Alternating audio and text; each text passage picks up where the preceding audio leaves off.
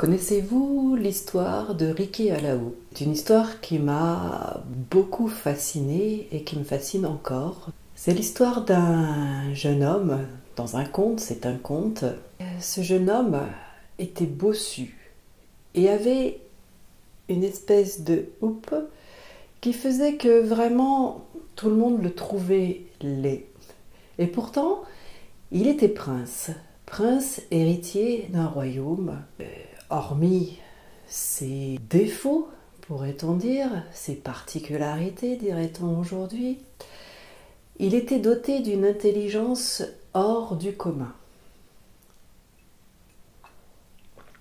Dans un royaume voisin, vivait une princesse qui, elle, était merveilleusement belle et merveilleusement idiote. En tout cas, c'était cette réputation. Dans les contes, c'est ainsi.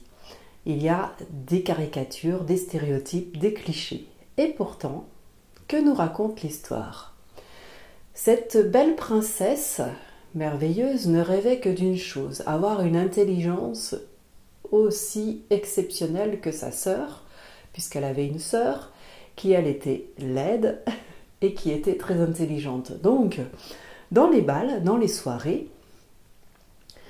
tout le monde était attiré en premier lieu par la sœur qui était belle.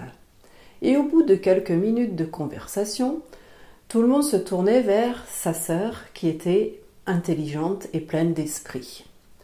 Aussi la princesse, qui était merveilleusement belle, se dit que j'aimerais avoir cette intelligence. Et c'est là qu'elle rencontre Riquet à la houppe.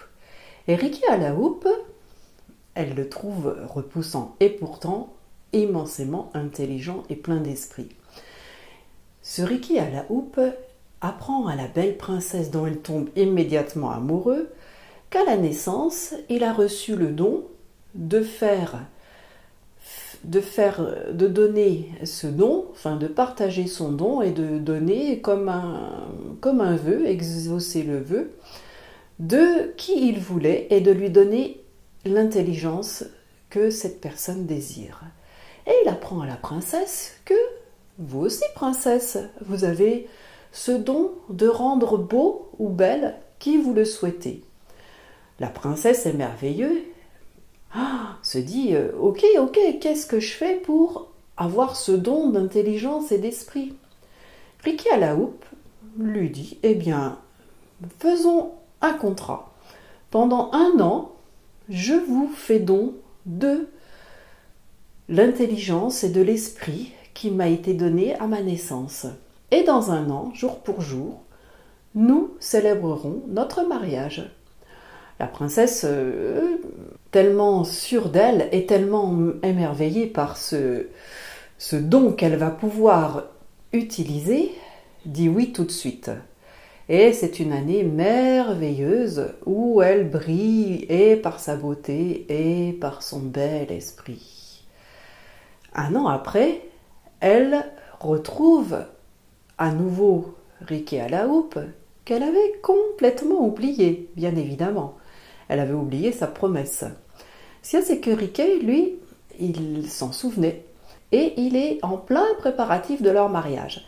La princesse, avec son esprit nouveau, se dit « Ouh, je peux trouver un prince bien plus beau que Riquet à la houppe avec sa bosse dans le dos et son espèce de houppe sur la tête. » Et la voyant hésiter, Riquet à la houppe lui dit « Belle princesse, vous aussi avez reçu ce don à la naissance. » Et la belle princesse se dit « Un mari aussi intelligent, que faire ?» Elle fait don à Riquet à la houppe de cette beauté qu'elle peut partager.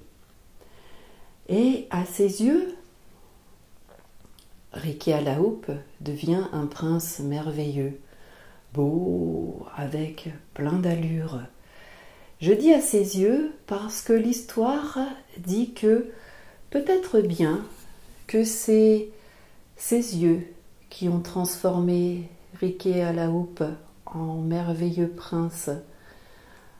Et ça, c'est peut-être ce qui se passe pour nous tous. Est-ce que nous transformons peut-être ce que nous voyons d'une façon belle, laide, intelligente, stupide? Et c'est pour ça que ce conte, je l'aime beaucoup et que j'avais envie de le partager avec vous.